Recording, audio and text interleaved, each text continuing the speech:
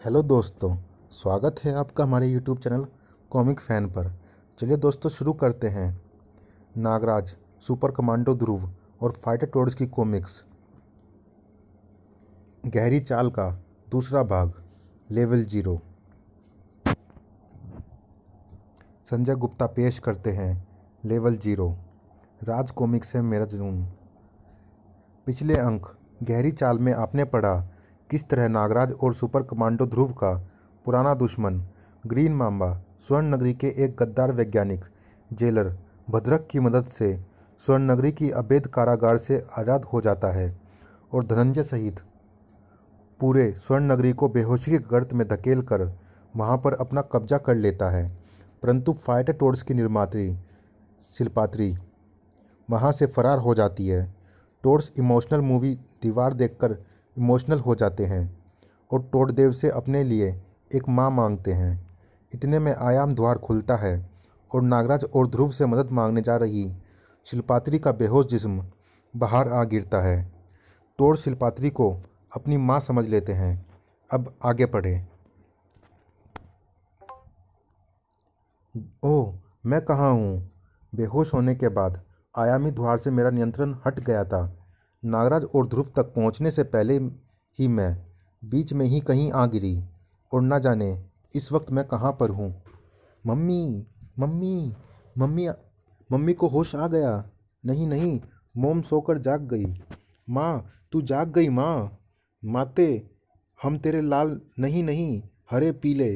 तुम कहाँ थी अब तक कठोर? मम्मी, मोम, माँ, माते। ये तो फाइटर टोड्स है, मेरे आविष्कार, स्वर्ण नगरी के प्रतिनिधि। यह मुझे अपनी माँ क्यों समझ रहे हैं? ये तुमसे किसने कहा कि मैं तुम्हारी माँ हूँ? तुम्हारी याद में हम बहुत तड़पे माँ, माँ, माँ। अब हमें और अधिक मूर्ख ना बनाओ माते। टोडदेव से जब हम अपने लिए एक माँ मांगी तो तभी टोडदेव का द्वार खुला और टोडदेव ने तुम्हें हमारे पास भेज दिया। कितने भोले, कितने मासूम हैं ये। आखिर है तो मेरे द्वारा निर्मित किए हुए, एक तरह से है तो ये मेरे बच्चे ही। फिर अगर ये मुझे अपनी माँ समझ रहे हैं तो मुझे भी इनका दिल नहीं तोड़ना चाहिए। बच्चों, तुम कितने समझदार हो गए हो। मैं तो तुम्हारी परीक्षा ले रही थी, पर तुम सब ने तो मुझे झट से पहचान लिया। मैं तुम्हारी माँ ही हूँ मेरे बच्चों। माँ, माँ, तुम्हारी शक्ल इंसानों जैसी क्यों है? टोडदेव की आज्ञा से मुझे कई सारे काम इंसानों के बीच में रहकर करने पड़ते हैं। इसीलिए मैंने प्लास्टिक सर्जरी करवाई है, ताकि बिना किसी दिक्कत के मैं इंसानों के साथ काम कर सकूं और उन्हें कोई शक भी ना हो। प्लास्टिक सर्जरी से पहले तुम कैसी दिखती थी? क्या प्लास्टिक सर्जरी से सिर पर बाल भी आ जाते हैं? इंसानों के बीच तुम्हें क्या काम करने पड़ते हैं? टोडदेव ने तुम्हें क्या काम सौंपा है? उफ, बुरी फंसी शिल्पात्री। अब या तो इनके सवालों के जवाब दे या इनकी टर्टर से दोबारा बेहोश होने की तैयारी कर ले। हे टोडदेव, बचा लो। ओह, ये मैं क्या सोच रही हूँ? कहाँ होंगे नागराज और? Thanks captain. थैंक्स कैप्टन, तुम मुझे साथ लाने के लिए राजी हो गए। इसमें थैंक्स की कोई बात नहीं। मैं तुम्हारा कैप्टन बाद में हूँ, दोस्त पहले। पर तुमने बताया नहीं कि तुम यहाँ आई किस लिए हो। बताती हूँ, थोड़ा रुको, वो आने ही वाला। कौन आने वाला है? वो आ गया। अब प्लान शुरू। प्लान? अरे, ये क्या कर रही हो रेनू? थोड़ा एडजस्ट कर लो कैप्टन, सिर्फ 2 मिनट। छोड़ो रेनू, मैं शरीफ लड़का हूँ। शरीफ लड़की तो मैं भी हूँ कैप्टन। रेनू, सब देख रहे हैं। रेनू प्लीज़ होश में आओ। मैं होश में ही हूँ कैप्टन। थैंक यू कैप्टन, मेरा काम तो हो गया। कैसा काम? दरअसल एक पप्पू लड़का कई दिनों से मेरे पीछे लगा था। उसे ना निगलते बनता था ना उगलते। फिर फाइनली मुझे उससे पीछा छुड़ाने के लिए ये आइडिया मिल गया। मैंने उसे कहा कि मेरा बॉयफ्रेंड है। जब उसे विश्वास ना हुआ तब मुझे ये चाल चलनी पड़ी। तुम्हें कोई और नहीं मिला था उस ड्रामे के लिए? नताशा ने देख लिया होता तो मेरे लिए भी कोई चॉइस नहीं होती। पीटर था और करीम से होता नहीं। अब बचे सिर्फ तुम। No choice. नताशा ने देख लिया होता तो मेरे लिए भी कोई चॉइस नहीं होती। नताशा का गुस्सा तो तुम जानती हो, बम की तरह फटता है। बिल्कुल सही कहा तुमने। नताशा का गुस्सा बिल्कुल बम। हा हा हा। अरे बाप रे, स्पून बॉस ने सही कहा था। ध्रुव के दिमाग के सामने सुपर कंप्यूटर भी कुछ नहीं। इसने मुझे देखते ही ताड़ लिया कि मेरे पास बम है। टुंडे, अब तेरा क्या होगा? टुंडे के बारे में जानने के लिए पढ़े फाइटर टूर्स। आलतू जलालतू आई बला को टालतू। इसे क्या हुआ कैप्टन? ये काँप क्यों रहा है? इसकी जेब से क्रिकेट की गेंद गिर रही है और नीचे गिरती गेंदों का आकार और स्पीड बढ़ती ही जा रही है। बचो कैप्टन, ये तो बॉम्ब्स हैं। कमाल है, ये ज़मीन पर गिरकर नहीं फट रहे, पर जैसे ही किसी बिल्डिंग या कार के संपर्क में आते हैं फट जाते हैं। ये स्मार्ट बम्स हैं। इनकी इलास्टिसिटी इनकी स्पीड को और बढ़ा रही है। मुझे आखिरी समय तक इंतज़ार करना होगा। और इस बॉम्ब्स में सेंसर लगे हैं। शायद ये तो पूरी बम मंडली मेरे पीछे पड़ गई। इनसे निपटने का एक तरीका समझ में आ रहा है। इस तरह से तो मैं बच जाऊंगा, पर आसपास की चीज़ों से टकराकर ये जान और माल दोनों को नुकसान पहुंचाएंगे। गुड। सोचा था ये सारे मेरे पीछे पीछे गटर में आ गए हैं। अब बस मुझे दूसरी ओर से बाहर निकलकर करना है गटर का ढक्कन बंद। सारे बम अंदर ही रह जाएंगे और हो जाएगा ब्लास्ट। क्या था ये? सोचा समझा हमला था या फिर किसी बड़े आतंकी हमले की प्लानिंग जो अनायास ही मेरे सामने आ गई? महानगर, जल्दी कर बाल्डी, समय कम है। अभी 8 जगह और बम लगाने हैं। क क क क क क कर। क्या हुआ? क्या कर कर कर कर रहा है? सांप क्यों सूंघ गया तुझे? सांप? सांप सूंघ नहीं गया, सांप सूंघ रहा है। अबे सूंघ ही रहा है ना, काटा तो नहीं अभी। उड़ा क्यों नहीं देता उसे? उड़ा दे साले को चंदे। चंदे तो तू खुद उड़ने लगा। तू तो खुद उड़ने लगा। अभी सिर्फ ये उड़ रहा है और इसके अब उड़ेंगे इसके होश। नागराज, उसके तो सिर्फ होश उड़े हैं, तू तो पूरा का पूरा उड़ जाएगा। मेरे कानों को धमाके पसंद है और वो धमाके के साथ अब नागराज की चीख भी सुनना चाहते हैं। हाँ, नागराज तुमको ये मौका देगा। अब इत्मीनान से सुनना। नागराज की चीख। लेकिन काबूम! सपने में। जेल पहुंचने से पहले अगर तुझे होश आ गया तो अपने साथियों की चीख जरूर सुन लेंगे तेरे धमाके पसंद करने वाले कान। पर उससे पहले गला फाड़कर चीखने के बजाय यह बकना कि किसके कहने पर यह काम कर रहे थे तुम्हारी सेहत के लिए ज़्यादा फायदेमंद होगा। बताओ, किसके कहने पर बॉम्ब्स लगा रहे थे यहाँ? बताऊंगा, पर तुझे नहीं, तेरी लाश को। मेरी लाश? मेरी लाश देखने वाले तेरे जैसे न जाने कितने ही ख्वाहिशमंद अपनी ख्वाहिश दिल में दबाए परलोक सिधार गए। अब अपनी बाकी की ज़िंदगी यही ख्वाहिश लिए जेल की काल कोठरी में बिताना। साए। हेलो महानगर पुलिस, संपत नगर सेक्टर 16 में चार आतंकवादी बॉम्ब प्लांट करते पाए गए हैं, जो कि राजनगर और महानगर में ही आतंकवादियों की गहरी साजिश लगती है। पहले राजनगर में सीरियल ब्लास्ट और अब महानगर में भी सीरियल ब्लास्ट की प्लानिंग।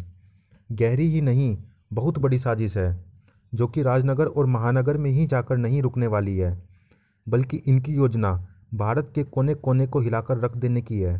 ध्रुव, तुम यहाँ? हाँ नागराज, मैं तुम्हें ही ढूंढने निकला था। राजनगर में हुए धमाकों के बाद आतंकवादी सूत्रों का पीछा करते हुए मुझे क्लू मिल चुके थे कि अगले सीरियल ब्लास्ट महानगर में होने वाले थे। जब तुमसे संपर्क नहीं हो पाया तो मैं तुरंत स्टार हेलीकॉप्टर से महानगर आ गया और जासूस मित्रों से पता चला कि तुम इस वक्त यहाँ पर हो। आतंकवादियों की शक्ति का अंदाज़ा इसी बात से लगाया जा सकता है कि विस्फोट में इस्तेमाल किए जाने वाले बम में किस तरह के ज्वलनशील पदार्थों का प्रयोग किया गया है वह अभी तक पता नहीं चल पाया। ऐसे विस्फोटक पदार्थ पहली बार नज़र में आए हैं। इस सारे मामले की तह तक जल्दी ही पहुंचना होगा, क्योंकि बात जितनी मामूली दिख रही है उतनी मामूली है नहीं। क्या हुआ भद्रक? बेड़ा गर्क हुआ। पूरी कोशिशों के बावजूद भी मैं प्रक्षेपास्त्र गार को खोलने में सफल नहीं हो पाया हूँ। बेड़ा गर्क का बेड़ा पार कब होगा? होगा, बहुत जल्द होगा माम्बा। क्योंकि जिन इक्के दुक्के को इस द्वार को खोलने का तरीका पता है उनमें से एक शिल्पात्री भी है जिसे हमें ढूंढ निकालना होगा, क्योंकि बाकी स्वर्ण मानवों और धनंजय वगैरह को तो हमने गहरी बेहोशी के गर्त में धकेल दिया है और हमें उन्हें होश में लाने का जोखिम नहीं लेना चाहिए। शिल्पात्री का पता कैसे लगाओगे तुम? मेरे पास बहुत से ऐसे यंत्र हैं जिसकी सहायता से मैं शिल्पात्री को पाताल से भी खोज निकालूंगा। बच्चों, तोड़देव को नागराज और ध्रुव की मदद की ज़रूरत है। हमें नागराज और ध्रुव को ढूंढने के लिए निकलना चाहिए। आप नहीं जाओगी, आप घायल हो, आपको अभी इलाज की ज़रूरत है। हम आपको ले चलेंगे डॉक्टर तोकी जी के घर। आज तक तुम चारों ही मेरी समझ में नहीं आए थे, अब तुम्हारी माँ कहाँ से आ गई? इन्हें टोड़देव ने भेजा है, ही। अब ये टोड़देव कौन है? खैर छोड़ो। मम्मी आप आराम करो, हम चारों दो दो की टोली बनाकर नागराज और ध्रुव जी से मिलने राजनगर और महानगर जाते हैं। कहिए इंस्पेक्टर साहब, क्या प्रोग्रेस है? अपराधियों को टॉर्चर करके सच उगलवाने के जितने तरीके थे सारे अपना लिए हमने, मगर अब तक कोई अपनी जुबान खोलने को तैयार नहीं है। मुंह खुलेगा इंस्पेक्टर, क्योंकि नागराज के पास सच उगलवाने के और भी तरीके हैं। सम्मोहन, बोलो, किसके कहने पर काम कर रहे थे तुम? किसके कहने पर कर रहे थे तुम वो काम? वो हम हक। मेरे तीव्र सम्मोहन में फंसने के बाद भी इन्होंने अपनी जुबान क्यों नहीं खोली? बल्कि इन्होंने तो अपनी जुबान ही बींच ली। आजकल आतंकवादियों को ट्रेनिंग देते समय इस बात की भी ट्रेनिंग दी जाती है कि उनसे सच उगलवाने के लिए यदि नार्को टेस्ट का इस्तेमाल किया जाए तो कैसे चकमा दिया जाए। मेरा सम्मोहन भी नार्को टेस्ट की तरह ही है ध्रुव, जिसमें मैं इनको अवचेतन अवस्था में ले जाकर सच्चाई उगलवाता हूँ। मतलब सम्मोहन से काम नहीं चलेगा, इनकी जुबान खुलवाने के लिए कोई और तरीका अपनाना पड़ेगा। हाँ, पर वो तरीका हमें जल्द। ओह, यह क्या? जहरीला धुआं। प्रोफेसर स्पून, आप आ गए? हाँ, तुम लोगों को आज़ाद करवाने। पर तुमने पुलिस को कुछ बताया तो नहीं? नहीं बॉस, हमने पुलिस को कुछ नहीं बताया। गुड, अब यहाँ से हमें चलना है राजनगर के अड्डे पर। और राजनगर पर बॉस, हमारा अड्डा तो राजोपुर में है पिछले 10 सालों से। क्या बक रहे हो? पुलिस की मार से दिमाग खराब हो गया है क्या तुम्हारा? राजनगर के अड्डे पर ही तो हमने प्लान बनाया था। आगे हमें दिल्ली और कलकत्ता में सीरियल ब्लास्ट करना है। क्या बात कर रहे हो बॉस? हमारा प्लान तो मुंबई और फिर नागपुर में ब्लास्ट करने का था। तुम्हारा दिमाग सचमुच खराब। हमें तुम्हें यह भी याद नहीं? मुझे सब कुछ याद है बॉस। अगला बम हमें मुंबई में। तुम्हारी योजना सफल हो गई नागराज। ये तुम्हारे तीव्र सम्मोहन का असर ही है कि उसे अपने सामने अपना कमांडर नज़र आ रहा है, जबकि वहाँ कोई है ही नहीं। अब हमें प्रोफेसर स्पून के अड्डे पर धावा बोलकर इनकी योजना को ध्वस्त करना है। मांबा और भद्रक। मांबा, यहाँ के कई कैदी हमारे काम आ सकते हैं, जो धरती पर जाकर तबाही मचा सकते हैं, आतंक का डंका बजा सकते हैं। जैसे ये त्रिमुंडा, इसे इंसानी मांस बहुत अच्छा लगता है। समुद्र में गोता लगाते पहरेदारों को दबोच कर खा जाता था। ये स्वर्ण मानवों ने पकड़कर कैद कर लिया इसे। अब ये हमारा गुलाम होगा और विनाश का खेल खेलेगा। वो बोना कौन है? उसे भी आज़ाद कर लेते हैं, शायद किसी काम आ जाए। वो बोना हमारे किसी काम नहीं आएगा, बल्कि हमारा काम तमाम कर देगा, क्योंकि वो महामानव है, पृथ्वी की सबसे बड़ी महाशक्ति। उसके सामने हमारी हैसियत कीड़े मकोड़े से अधिक नहीं है। आगे चलो, उसे कैद से आज़ाद कर दिया तो हम जिंदगी की कैद से आज़ाद हो जाएंगे। अभी बहुत कैदी है हमारे पास जो काम आ सकते हैं। ये देखो, शिल्पात्री के फॉर्मूले पर मैंने निर्माण किया है इन ब्लैक टोड्स का। इनमें सारी जानकारी के अलावा जूडो, कराटे, मार्शल आर्ट का भी ज्ञान भर दिया है। इन्हीं विकिरणों के द्वारा शिल्पात्री ने फाइटर टोड्स का निर्माण किया था। अच्छा, फाइटर टोड्स, वो 4 फुटे मेंढक की औलाद? उन कमबख्तों ने भी वाट लगाई थी मेरे धंधे की। मेंढक का भुना हुआ मांस कभी मेरा प्रिय आहार हुआ करता था। हाँ हाँ हाँ, मांबा, ये लो, अब पूरी तरह से तैयार हो गए ब्लैक टोड्स। शिल्पात्री को खोजने का काम मैंने इन्हें ही सौंपा है, और मेरे यंत्र बता रहे हैं कि शिल्पात्री इन्हें मिलेगी राजापुर में। कंप्यूटर, हम नागराज जी को कैसे ढूंढें? कोई नहीं जानता कि वो कहाँ रहते हैं। कर्टर, मैंने नागराज जी की बहुत सी न्यूज़ इकट्ठा कर ली है और मैं इस नतीजे पर पहुंचा हूं कि भारती चैनल पर नागराज के इंटरव्यूज़ और लाइव एक्शन या फिर उससे जुड़ी कोई भी खबर सबसे पहले आते हैं। मतलब कि हमें भारती चैनल पहुंचना है। भारती, हमें नागराज जी से मिलना है। तो आप यहाँ पर क्यों आए हैं? नागराज जी के घर जाइए। आप नागराज जी के घर का पता बता दीजिए, हम वहीं चले जाएंगे। नागराज के घर का पता तो मुझे नहीं पता। वैसे नागराज पूरी दुनिया को अपना घर मानता है। कमबख्त मक्खी सोच रही हैं कि कुर्सी के पीछे जाकर कटर की जीभ से बच। मेंढक, कौन हो तुम लोग? कटर, क्या हुआ तुझे?